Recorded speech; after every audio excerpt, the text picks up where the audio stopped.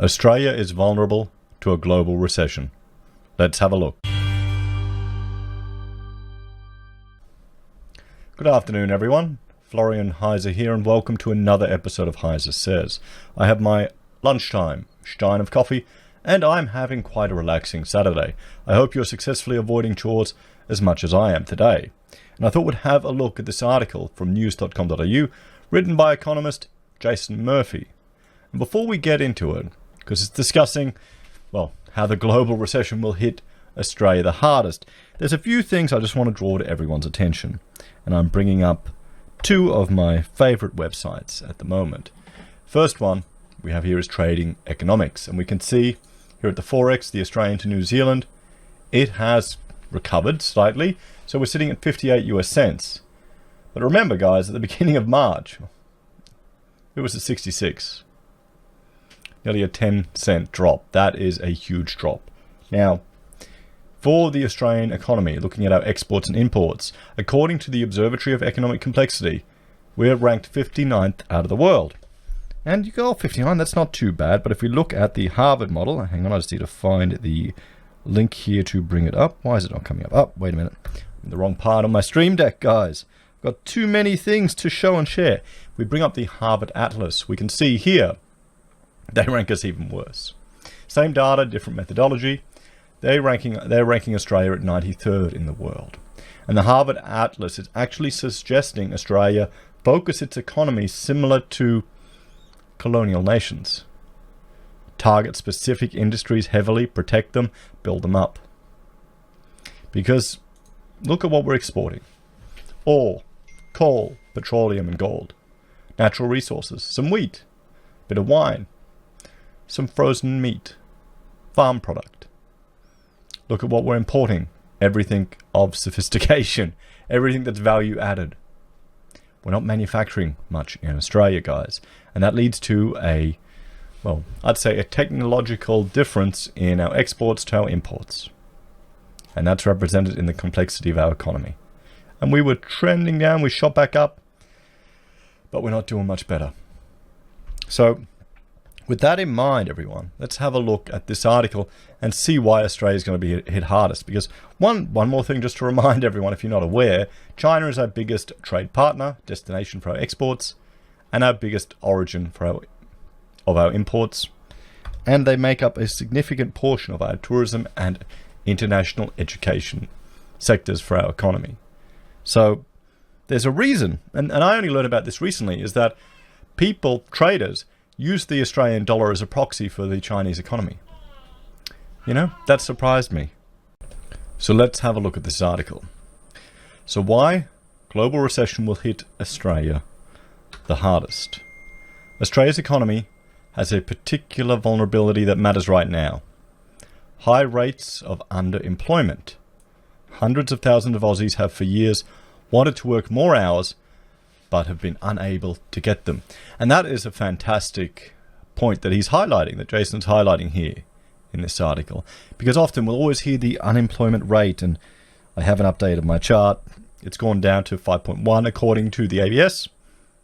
If you look at Roy Morgan, it's about double that, pretty much, and it's to do with the methodology. But underemployment is the big issue, and we're going to see that. We're going to see that spike. Because how many people have been let off on unpaid leave? Are they unemployed or are they underemployed?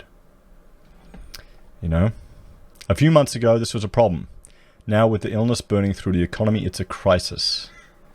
We go underemployment already above GFC levels.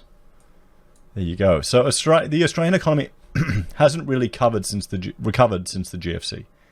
Our growth on a per capita basis, per person basis, because our population has been increasing, our growth rate is below trend.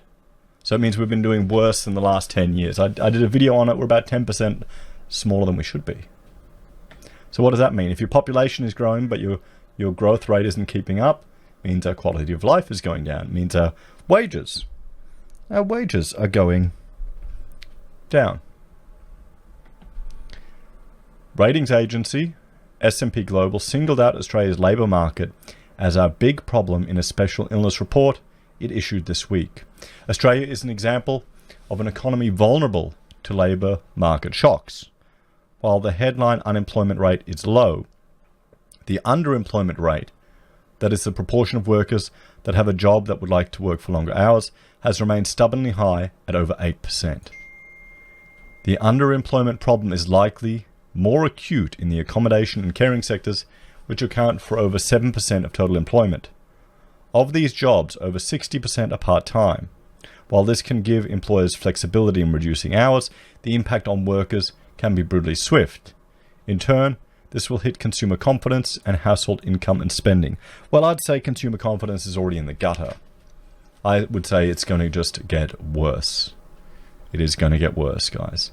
Business confidence, I mean, I can't see how that's going to recover at all. The thing is, just cutting the cash rate, now we're at 0.25. What is that going to do to anyone's confidence at all? Are any of you confident, guys? I think most of the viewers of the channel are probably confident in gold and silver spiking because of potential for inflation resulting from money printing. But are you confident in the economy? Do you think it'll all return back to normal in 3 months, in 6 months? Or will there be some systematic damage to the economy? We'll have to see. I mean, this is a recession I think has been long overdue for Australia. There's a generation that's going to learn what a recession is. They're going to learn what hard times are. It'll be good. It'll be terrible, but it'll be good for people in some regards. Those workers who are tenuously attached to the labour market, independent contractors and casual employees, are going to bear the greatest hit from the economic contraction that is happening. So who are these people? The government doesn't directly count casual employees, but it does record the people who have access to sick leave, which is essentially the same thing. The next graph shows who lacks access to sick leave, broken down by weekly earnings. It starkly illustrates the problem. Low-income earners are most likely to be casual. So what is this? Low-paid workers who are less likely to have paid sick leave, proportion of employees. So not entitled to sick leave, self-employed and entitled to paid sick leave. And is this what is this rate? The workers who can least afford, is this their weekly earning? It can't be. Can it be? Earning less than 200 a week? By weekly earnings, okay, it is. Damn. Well, there you go, guys. There you go. So, the kinds of employees who are easy to put out of work are also the ones who can't afford to lose their jobs. It's an awful paradox. For many of these people, the only thing standing between them and homelessness will be Centrelink. I certainly hope Centrelink is hiring right now, because it is going to have a lot of claims to process in the coming weeks and months. And yes, I mean, I was talking to Rachel about this. There's going to be a group of people, not just the generation, a group of people that are going to Centrelink for the first time in their lives. And my understanding is, she told me there's like weeks of wait before you can, when you apply, before you get it. So it's not like instantly you get fired and then boom, you get Centrelink. Can someone let me know in the comments, is that true? Does it take weeks to get it? Because what's going to happen to your mortgage payments? What's going to happen to all your other bills?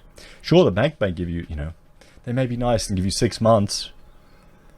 Maybe we'll see more people accessing their super, but that's already taken a hit. If they haven't prepared for what's going, moved a chunk into cash, they would have taken a beating in the last couple of days.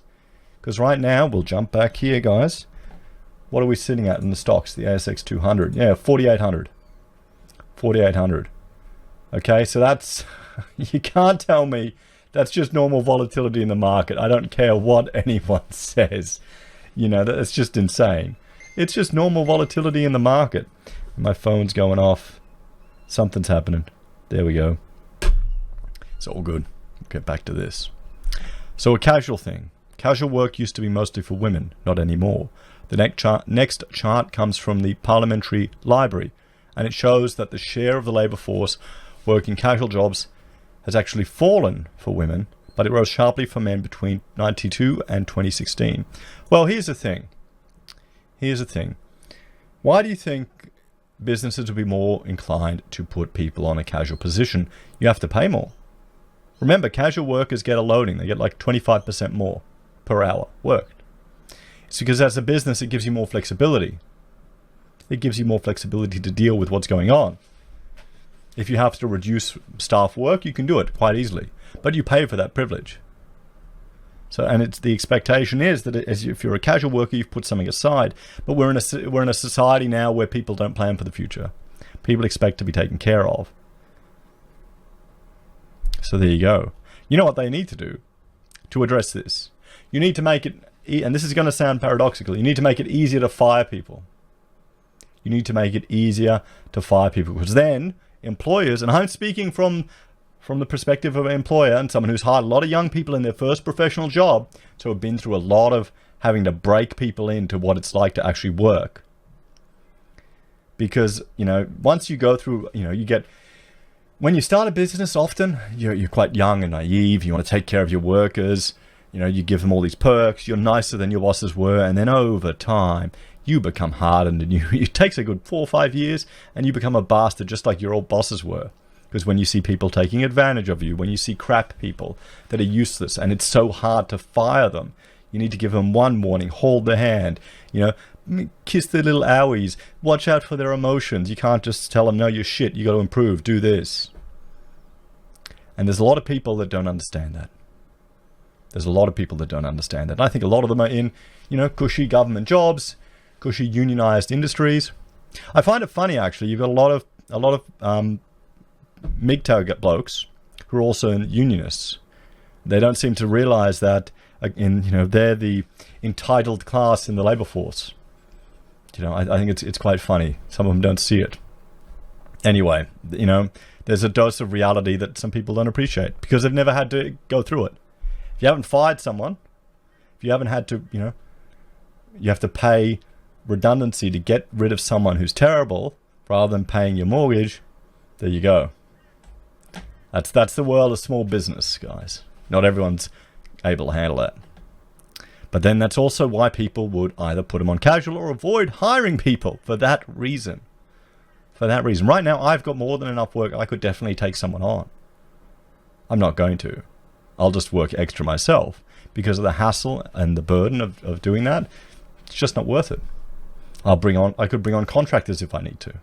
But then the challenge is, do I get an Australian contractor or do I offshore it? So there you go. So lessons of the GFC. During the global financial crisis, Australia's underemployment rate didn't rise too much.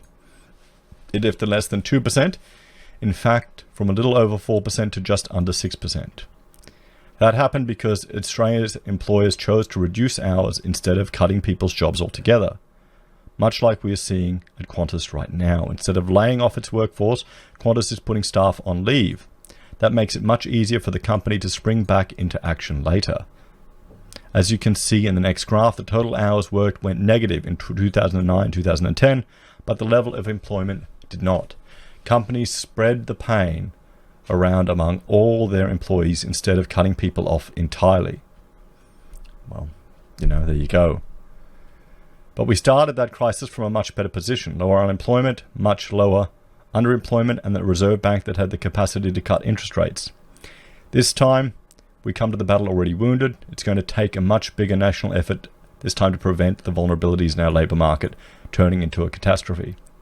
Well, I think one thing Jason neglected to mention there is Australia got bloody lucky. China stimulated their economy. They created a building boom. That was a demand for a lot of our natural resources, which created a boom in investment in mines up and down Australia.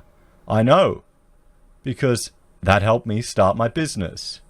I went from myself and Rachel, we got myself working and Rachel contracting through our business, to then I took on one staff member, I took on another staff member, Rachel came on full time, and she said, that's it, I'm going to have babies. Then we took on another and another and another. We were renting a 2-bedroom house in Queensland. I'd converted the living room into an office. I'd converted the entry into an office, and I'd converted the dining room to an office. I had about 6 people working there at one stage, just on all this mining stuff. It was going crazy. And that's got more to do with demand for natural resources due to things beyond the control of our leaders. That's what it is. That's why when people say, oh, the government is the solution, we need to, stimulus spending, this, I'm just too cynical to believe it. Anyway, guys, let me know your thoughts and opinions in the comments below. What would you do? Do you think making it easier to fire people, do you think that's a pill that'd be swallowed? Do you think people realize that could make a difference? Because if it's easier to cut people, it's damn well easier to put them on too. And you keep the good ones. You keep the good ones. You get rid of the dead weight. A lot of people don't know they're dead weight though. Anyway guys, thanks for watching. Like, share and subscribe to the channel. If you're a fan and you want to help support us, there are a few ways you can. You can join the channel here on YouTube or on Patreon. You can use our affiliate links at Amazon or eBay or Kucoin and Independent Reserve. You can buy our merch from the HeiseSays website or from Teespring. Take care, have a great day, and I'll see you all next time. Bye for now.